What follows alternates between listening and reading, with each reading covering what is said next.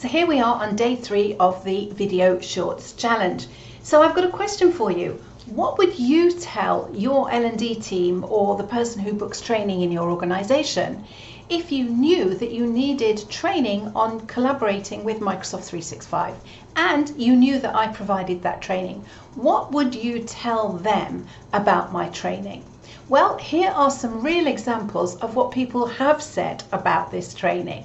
So the first person said, this training is very useful for our daily life as assistants, but it is being given by Shelley Fishel, which is even more interesting. Thanks to her enthusiasm and knowledge, she really masters the collaboration tools in Microsoft 365.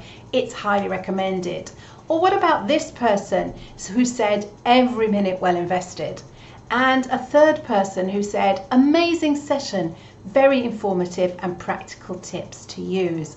So what would you tell your person who needs to book training? Or if you needed training yourself, what would you be saying about my training courses? And I'll leave that one with you until the next video tomorrow.